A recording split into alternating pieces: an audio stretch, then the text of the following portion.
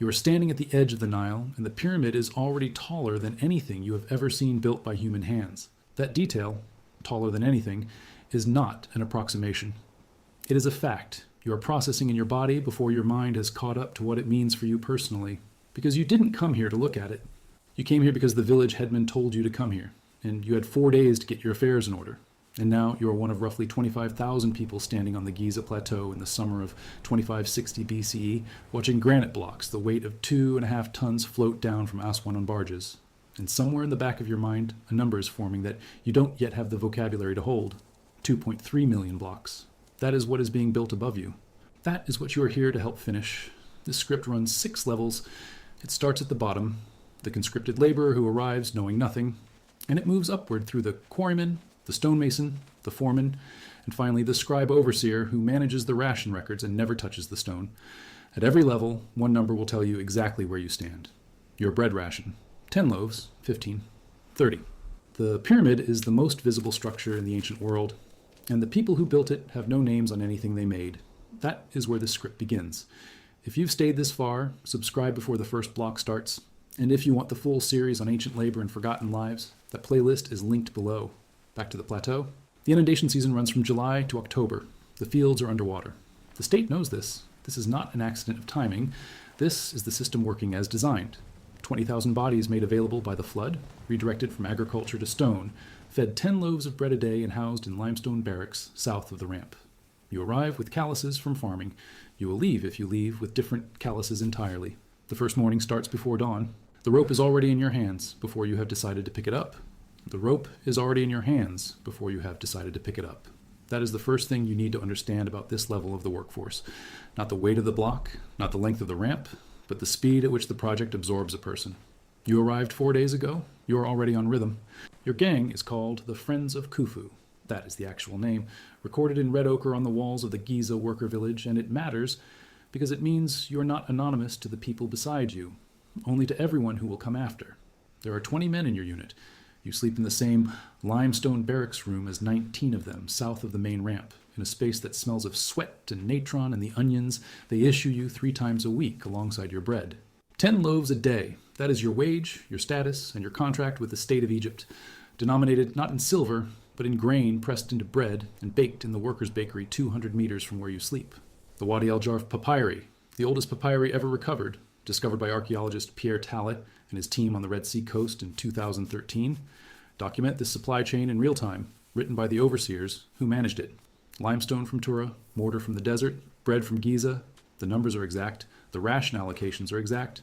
You are in those numbers. You do not have a name in them. Your workday runs from before first light until the light fails. The foreman does not count hours. He counts blocks moved. The hauling team, your team, 20 men on a single rope, can move 1 2.5-ton limestone block up the mud brick ramp in approximately 4 minutes when the rhythm holds. When someone falters, the whole rope falters. You learned this on day 2. Your body learned it before your mind finished processing the lesson. The calluses are the physical record of what is happening to you. The ones you arrived with, thick on the palm, built from hoe handles and irrigation tools, are already softening in the wrong places and hardening in new ones. The rope builds a different callus, crossing the fingers at the second joint, wrapping the heel of the hand. In 6 weeks, the old calluses will be gone. What replaces them will not translate back to farming. The body is being slowly rewritten in the language of stone, and there is no word in your vocabulary for what that means yet. What the Wadi al-Jarf records also show, and this is the detail that shifts the frame, is that the workforce was fed with a consistency and nutritional range the state applied deliberately. Fish from the Nile, garlic, onions, beer measured by the jug. The medical facility at Giza, staffed by SW&W physicians, the Egyptian term for trained healers, treated fractures, dislocations, and infections with documented competence. This was not generosity, it was logistics. A laborer who cannot pull the rope is a ration allocation producing 0 blocks. The state understood this arithmetic precisely, which means the care it provided you was real and entirely impersonal at the same time. You are fed, you are housed, you are treated if you break. You are also a unit of output in a system that will not record your name when the work is done. That is the unskilled laborer's specific burden. Not that the system ignores you, but that it manages you, carefully, efficiently, with genuine attention to your continued function, and the attention never once becomes recognition. 10 loaves, the rhythm of the rope, the foreman's count at the end of the day. But there is another level below the plateau, 600 meters across the Nile on the east bank, where the limestone for the outer casing is cut in tunnels driven into the living rock, and what happens to a body there is not absorbed. It accumulates, and it does not leave. The tunnels at Tura are not a different kind of work. They are the same work with nowhere to put the cost. The quarry sits on the east bank of the Nile, 600 meters from the plateau, cut into the Mukatam Formation, a seam of fine white nummulitic limestone that runs through the eastern cliffs and produces the casing stone the pyramid requires. Dense, pale, capable of holding a polished face for centuries. You cross the river by ferry before first light. You're underground before the sun clears the ridge. The tools are copper chisels, 3 widths, and dolomite pounding stones worn smooth by the hands that held them before yours. There is no iron. Iron tools will not exist in Egypt for another 1,000 years. What you have is softer than what you're cutting, which means the chisel blunts every 4 hours and must be resharpened by the smiths working at the tunnel entrance, and the sharpening cycle is built into the day's rhythm the way the rope pull rhythm was built into the plateau. You do not wait for a sharp chisel, you rotate. Someone is always cutting. The stone does not pause. A single casing block, 1 block dressed and ready for the barge, takes 3 days, not 3 hours. 3 days of chiseling the face line, pounding the extraction channel, leveraging the block free of the formation with wooden wedges soaked in water until they swell and the stone gives. The quarryman Amose, a name recovered from a graffito at the Tura site, one of fewer than 40 quarry workers whose names survive in any form, would have known this cycle the way the friends of Khufu knew the 4-minute haul, not as a measurement, as a body. The dust is the part that does not appear in the ration records. Limestone dust is silica. Silica particles, fine enough to stay suspended in air that barely moves, lodge in the lung tissue and do not dissolve, do not clear, do not leave with the worker when the inundation season ends and the fields call him back. The condition produced by chronic silica exposure, known now as silicosis, identified and named by European physicians in the 19th century, though the disease itself is as old as the first person who drove a chisel into rock in an enclosed space, progresses in stages. The earliest stage produces no symptoms. The middle stage produces a cough that worsens in cold air and does not resolve between seasons. The late stage fills the lung with fibrous tissue that cannot exchange oxygen, and the body begins the long arithmetic of suffocation. The man 6 feet to your left has been coughing since the 2nd month. You stop counting the weeks after the 4th. The W physicians at the Giza medical facility, the same facility that set fractured arms and treated rope lacerations on the plateau, had no mechanism to address what was happening in his lungs. Fractures they understood, dislocations they understood.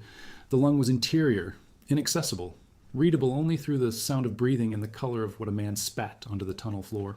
The Edwin Smith papyrus, copied around 1600 BCE from an original likely composed during the Old Kingdom period and held now in the New York Academy of Medicine, documents Egyptian surgical knowledge with precision and specificity, 72 case studies, each with diagnosis, prognosis, and treatment. Chest wounds appear. Lung injuries from external trauma appear.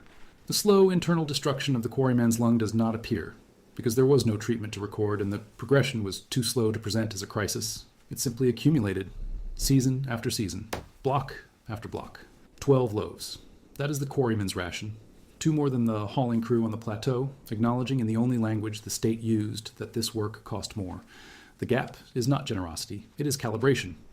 The state had been running the supply chain long enough to know what the work demanded and what the body needed to keep producing it, and it fed the quarryman accordingly.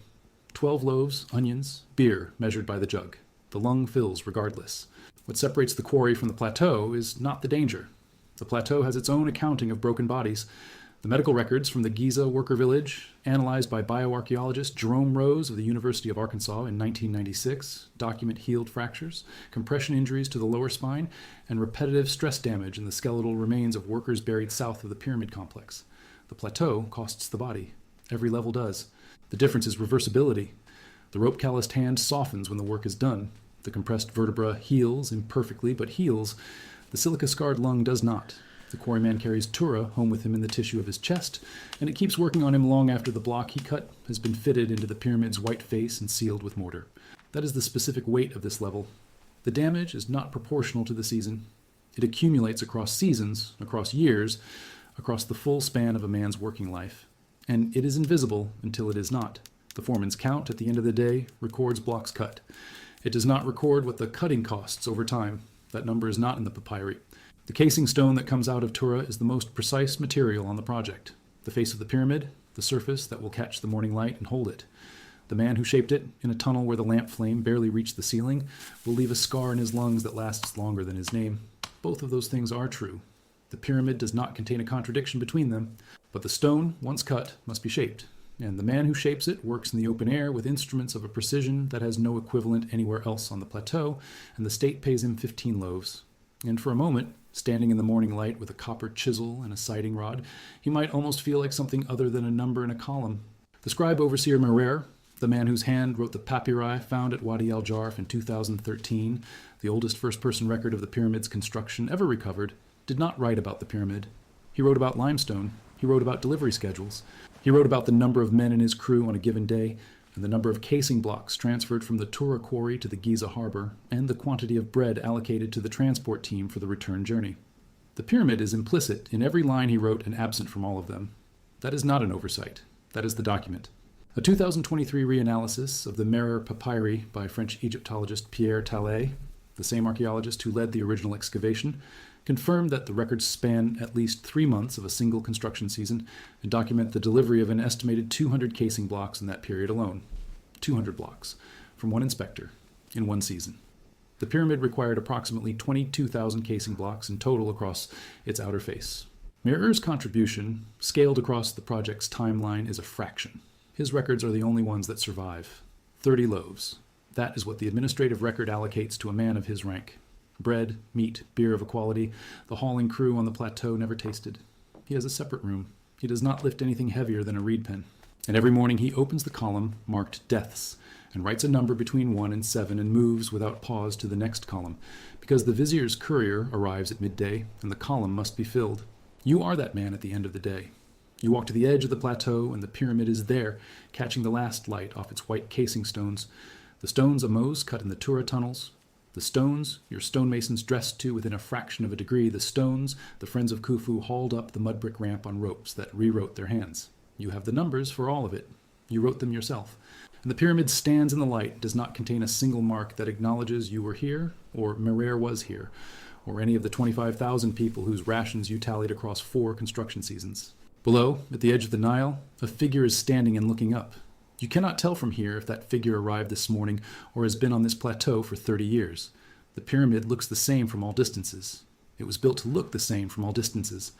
The casing stones your masons dressed so perfectly that no human handprint survived on them were designed to present exactly this. A surface so complete, it erases the question of who made it. Merer's papyri were buried in a sealed cave at Wadi el-Jarf and forgotten for 4,500 years. When Talet's team opened the cave in 2013, the documents were intact. The ink had not faded. The delivery counts were still legible. The column of ration allocations was still exact. Everything Merer wrote survived. His name survived. The names of the men in his crew did not. The pyramid is still there. The papyri are held now in the Egyptian Museum in Cairo. Merer's hand is in both of them, in the structure he helped supply and in the records he kept of supplying it. And neither one contains the thing that would tell you what it cost him to write that number each morning and move without pausing to the next column. That number is the one thing that did not survive. It was never written down. That was always the cost of the 30 loaves. You knew that when you picked up the pen. You picked it up anyway, every morning, in the same hand, without shaking. That is the only record of what you were.